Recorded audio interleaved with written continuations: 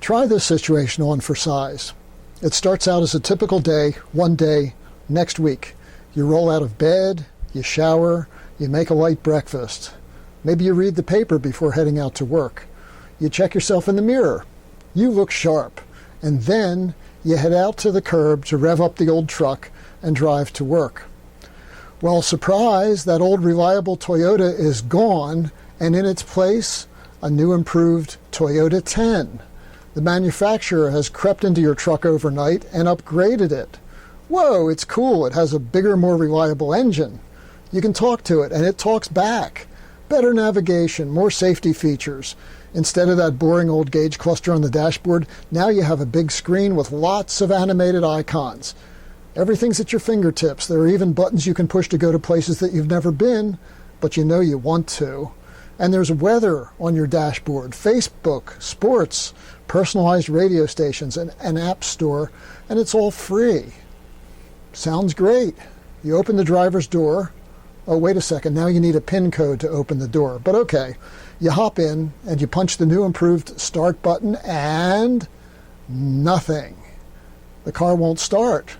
Instead of seeing all those fancy icons arrayed across your dashboard, you see an error message, or maybe you see a blue screen of death.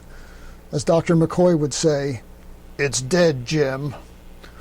So you Google for the answer on another computer. You do have another computer, right?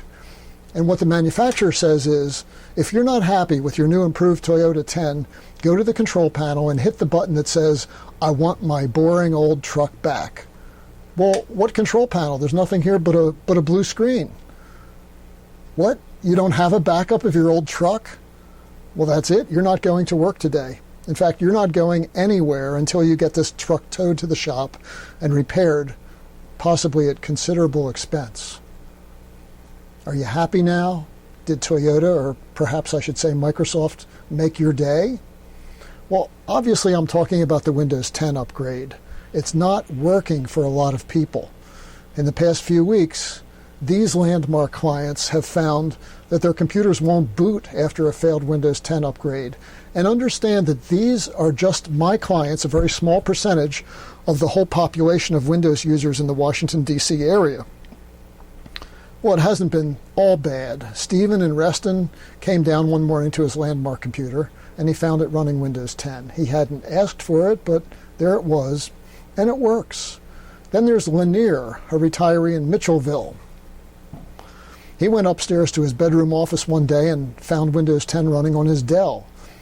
It was slow, and some of the features that used to work in Windows 7 didn't work anymore. So I connected to his computer remotely, and I helped him hit the button to go back to Windows 7. And it went back, but now the machine is slow. It needs work. And then there's Sam, a brilliant student in Reston. He was studying for a test that was to be given the next day.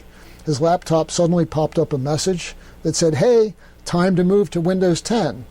So he clicked the button to decline the upgrade, but it didn't do any good. They had a fight, the computer won, and Sam lost not only time, but some of his files too. Pretty annoying. For more on how annoying this upgrade process can be, see the video right below this one.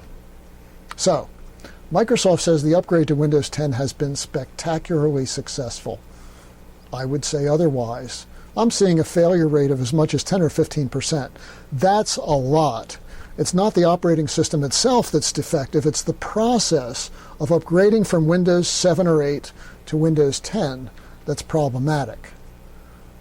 Now, I'm not going to tell you that you shouldn't move to Windows 10. It's a pretty good operating system, and like it or not, it's going to be the new standard.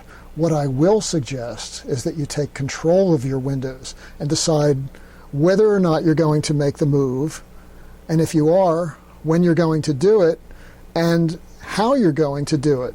There's a right way, and there are many wrong ways.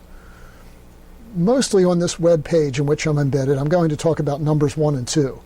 I'll cover the specifics of number 3, but that's another video for the most part. Meanwhile, I want you to feel free to explore this page in any order that feels right for you. Down below, there are other videos, discussions about whether you should move to Windows 10, suggestions for blocking Windows 10 and for backing up defensively, a look at Windows 10's stability and the importance of backup, additional materials, a survey, a place for feedback. This page is for you, the clients of Landmark Computer Labs. Okay, so you probably want a quick bottom line answer to the question of whether or not you should upgrade to Windows 10. Well, I'm pretty neutral on the benefits of Windows 10. Among other things, I have some concerns about privacy with this operating system. This is, according to Microsoft, the most secure operating system yet for personal computers, and yet I can crack through password protection in about 10 minutes, and so can you. I do think Windows 10 is inevitable. It'll be shoved down our collective throats because Microsoft wants to own us. You don't like it, you don't want it, go buy an Apple. You'll pay twice as much and you'll have a computer that's totally a product of one monolithic company.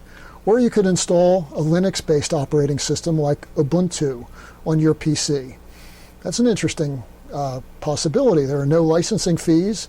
You're free to download it. You're free to use it. It's easy to get started. But understand that there isn't a large company like Microsoft behind an operating system like Linux. Any support that you would get would have to come from online forums or perhaps from us. My associate Hunter can help you with that. He lives and breathes Linux. But I think you'll find that you're the only person on your block besides Hunter and possibly in your community who's running Linux. Or you could give up on PCs altogether and just go with a tablet. But did you ever try to do any serious work on a tablet?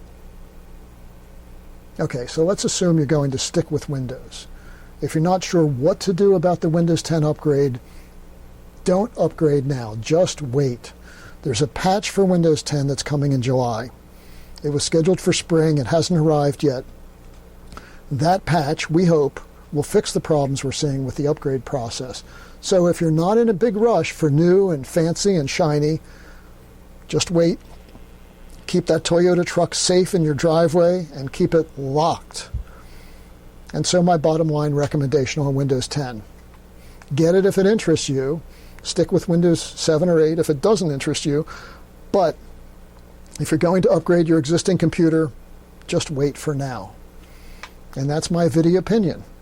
Now that you're here, look around below. Hopefully you'll find something that may help you keep your computer running smoothly and your files safe from harm. And as always, if you have questions or issues or just want some straight talk on this or any topic relating to your personal computer, call me or email me.